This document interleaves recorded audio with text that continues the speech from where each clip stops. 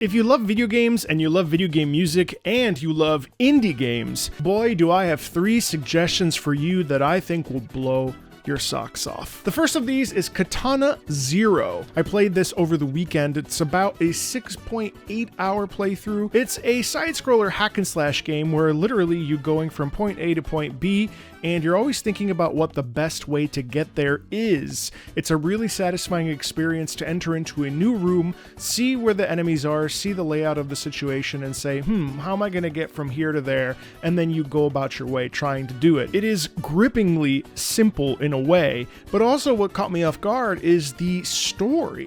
I was not expecting the story of Katana Zero to be actually so moving, if you will. There is a lot of mystery and intrigue in this. The more the layers get peeled back, the more you discover that you don't know very much about what's going on in this world. The only thing that's kind of frustrating about the whole experience is that it essentially needs a sequel, which we have not received yet, and the game came out in 2019, so I know a lot of the fan base of this game is actively waiting for that. It really ends on a cliffhanger just as the story starts to really ramp up, and just as you feel that you've moved away from some of the earlier levels that are really about teaching you how to play. With a 6-hour runtime, it's really hard, I think, to get a full experience, but it is definitely one that is worth experiencing for a couple different reasons. One, if you like mysteries and the sort of neo-noir, cybernetic, cyberpunk sort of Hotline Miami vibe, then absolutely this is a game worth checking out. If you like stories that devolve further and further into madness as you try to uncover the truth of things about you and your life and your circumstances,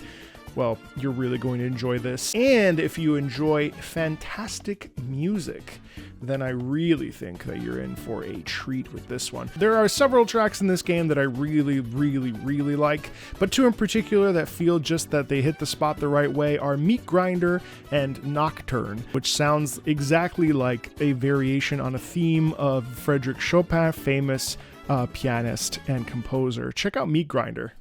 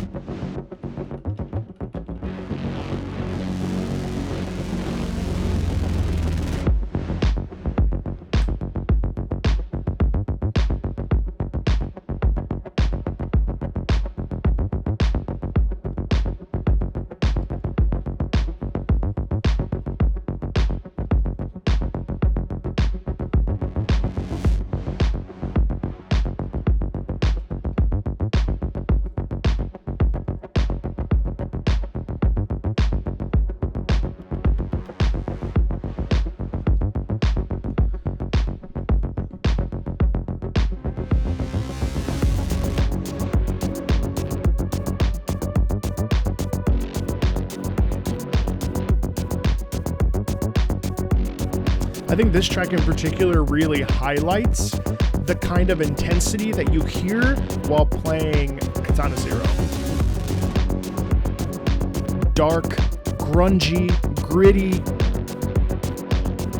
a little bit of mystery, a lot of violence, a sense of power, possibility, but real darkness in here.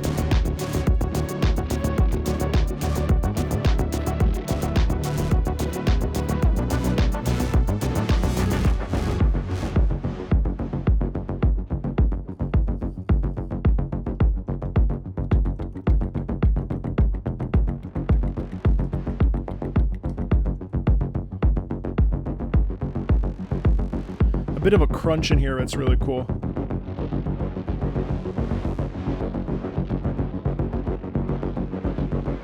And again, that constant propulsion.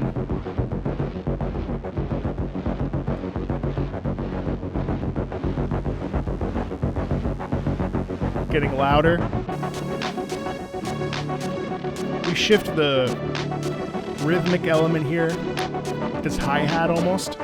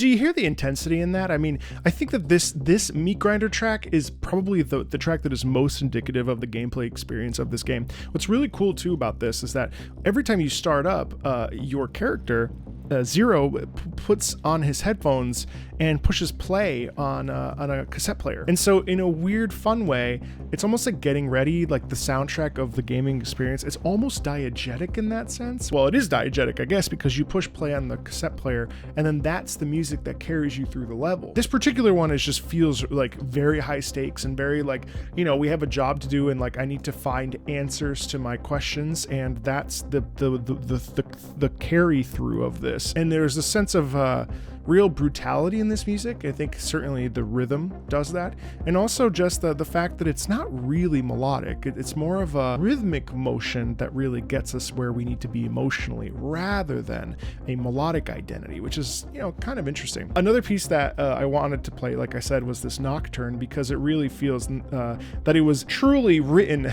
in the style of Frédéric Chopin, and this appears when you're at your therapist office, where you're sort of uncovering and slowly continue to uncover the truth of what happened to you and the understanding of your dreams and what they could possibly mean and what their significance is, without spoiling anything. But check this out, especially if you're a classical music fan and buff like I am.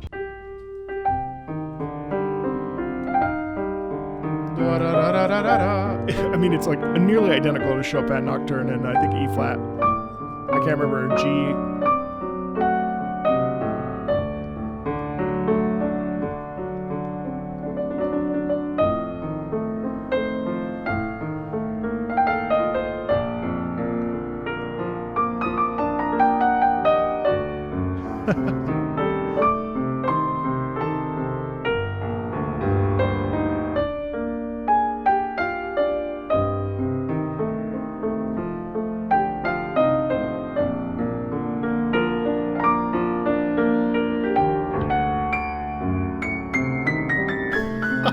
It's so similar, it's so great.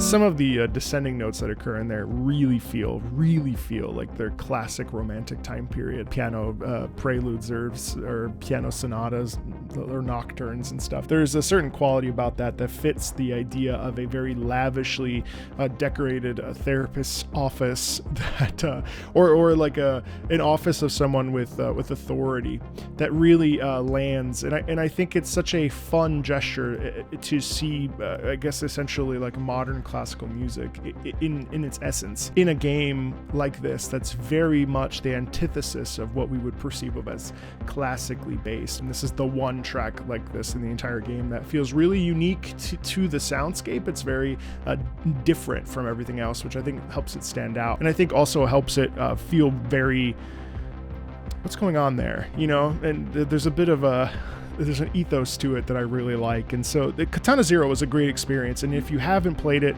I think for 6 hours, understanding that the end of the game will leave you with more questions than answers, and hopefully there's a sequel to come, I think that if you go into it with that, there's a reason why, you know, you'll be one of 60,000 people that are, you know, positively reviewing this, and overwhelmingly so over on Steam, and I think for a really good reason. Another game obviously that I would play immediately after Katana Zero was Sanabi, and I'm playing that right now. Actually, it came out in 2023, and believe it or not, it's made by Wonder Potion and NeoWiz, who of course is the publisher of Lies of P.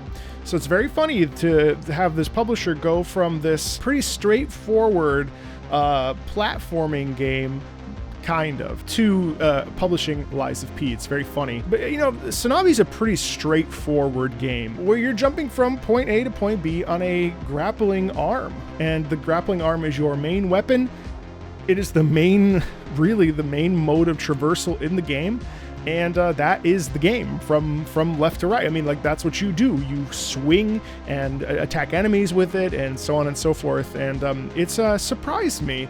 A dystopian mystery full of revenge and hunting for those who have irrevocably changed your life after you've retired from whatever military or public service you were a part of. The titular character is Sanabi, and Sanabi is really interesting. I haven't fully finished this game. I'm about 4 or 5 hours in. The story is very, very approachable, very digestible, and it has wonderful sequences and actually really interesting characters. The bosses have been very cool, and there's a fantastic array of music in this. Yes, it's full of synth and there's a ton of that element. But it's mixed with terrifically melodic music and a main theme that will send shivers down your spine.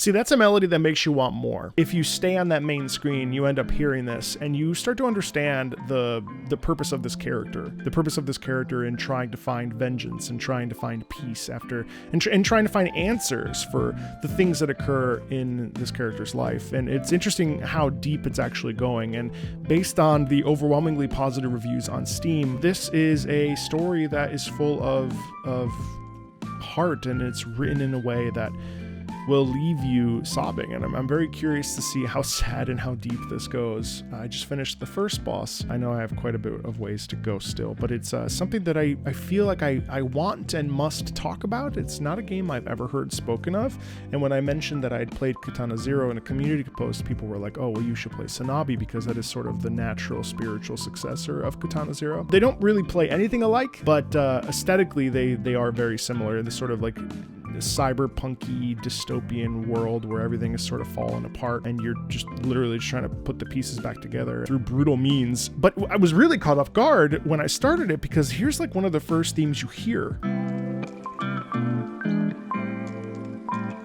this is what I mean by terrifically melodic. And there's also a lo-fi warmth in this that comes through, which I love.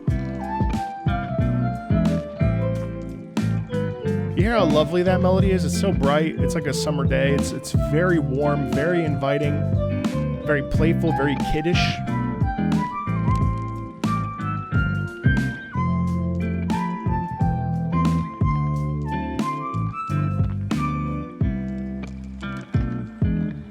That guitar strumming like that and those chords and the movement down. I mean, it's a very gentle, effervescent piece, isn't it?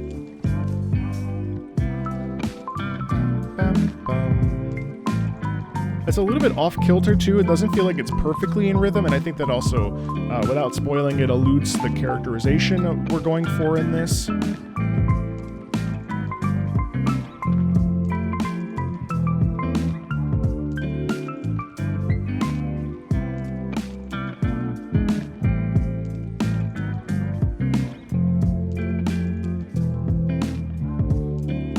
It's hard to not smile when you hear that. It's hard to not feel sort of calm or relaxed or feel like a downturn into being a bit peaceful. I think that there's a really evocative feeling there of like life is good for the first time in a long time. And that's essentially like the plot beat for this particular track without spoiling it for you. I think that this is a game that as I continue to push through this and I continue to play this, there is so much text and so much story, more so than I anticipated. And I'm actually quite surprised at how involved I've become as time has gone on, as I started playing this. At first I was like, oh cool, another game, okay, let's see. And then now as I am sort of getting into the weeds of this, as I'm discovering new characters, discovering more of the motivation and more of the personality of the main character that we play as, I'm starting to unravel some of the intricacies of it, and it's quite nice. Void Stranger is one game that I have to say is not my game. It's not the kind of game I enjoy playing at all. It's a puzzle game where essentially you have to go from point A to point B, which is what I said about Katana Zero, but in a very different way, because it's essentially a puzzle game. As you enter into this dungeon area, you have to navigate through and avoid different enemy types that are moving at the, every time you move, they move in a different way. And also too, there's obviously you have to move boxes. It's a style of game called Sokoban style. And Sokoban is a very specific type of puzzle video game in which the player is pushing boxes around in a warehouse, trying to get them to storage locations. This particular game was actually designed in 1981 by Hiroyuki Imabayashi and was first published actually in December of 1982. Void Stranger came out in 2023, and I have the feeling, now I haven't played very far, I don't think I'll ever end up actually fully playing it because I'm not the best at puzzle games. Like I just started Crosscode, another one that I will eventually talk about, and it is a struggle. But Void Stranger has one of these soundtracks that I am just like left sort of speechless with, and I can just tell that there's a lot more hiding under the surface rather than just like going from point A to point B and moving puzzle pieces. This feels like a game that's going to be about life itself, because I mean, listen to this. This is literally called S***********. I say that 10 times fast. This track is really interesting to me. Check this out.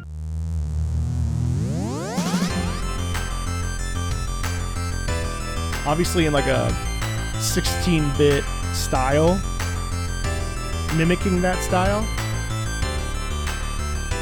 But you can instantly tell how much heart is in this, and it's not just a puzzle game.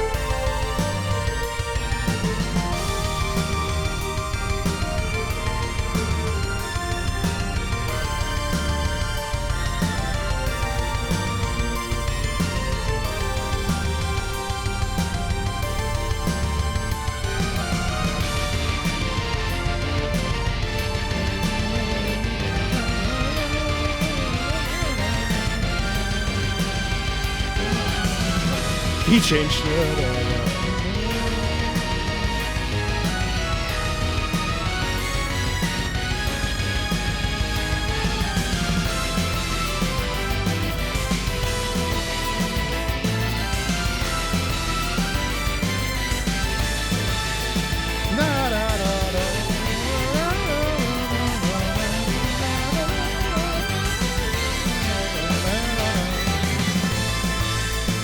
So, I mean, let me ask you, is there any possibility that that game is simply a puzzle game? The answer unequivocally is no. That kind of a sound is not one for just like, unless the music just decided, hey, let's go really hard a la Tim Follin for like Pictionary or something. This is way deeper than just a simple puzzle game. And that's what's really intrigued me about this game and why I've continued to play it. Not only because it has this beautiful black and white aesthetic, but also because there's very clearly a depth in this game that is hard to find. And the cool thing about all three of these, I think, is that they they've sort of defied expectations. You know, one of the most amazing things, and one of the things that I think is really interesting about where we are in the sort of video game timeline right now, is that there is a tendency for jadedness. There's a tendency for people that are tired of playing the same games all the time, or are tired of AAA releases, or are tired of the industry kind of going in the direction that it's going in, whatever that means to you. But then here are 3 examples of 3 games that are so unique and so original and so fresh in their own way, that are providing something that is deep, that is emotional, that is diverse, that is interesting, and that is different than what we're used to seeing in our day-to-day. Katana Zero was such a unique and fun experience. Sanabi is masterclass in the simplicity of one movement style throughout an entire game, and what it means to use that movement style effectively. And Void Stranger is a puzzle game that is intriguing and entrancing, and you never quite know what you're gonna get. And as the further down you go into these different levels, more of the story becomes uncovered and more of the layers peel back, and that is something that all 3 of these have in common, and I think that that's what makes them really unique and special. There's a reason why these games are being made, and they're being made from places of passion and a desire to bring something new and tell a good story with clearly exceptionally good music. The music makes these 3 games, in my opinion, so much better and so much more interesting. And it's one of several reasons why I recommend these 3 indie games for you if you love video games and you love video game music. I don't think you can go wrong with any of these 3. And I'm looking forward to finishing Sanabi, and I'm looking forward to diving into a video or continuing to force myself to play through Void Stranger, because I think it's really going to be worth it. I haven't even talked about Crosscode yet, which has completely blown my mind as well. And it's another video game that I highly recommend you check out, not just for the story and gameplay experience, but also for the music. So more to come on that. Thanks a ton, and I'll see you later. Bye.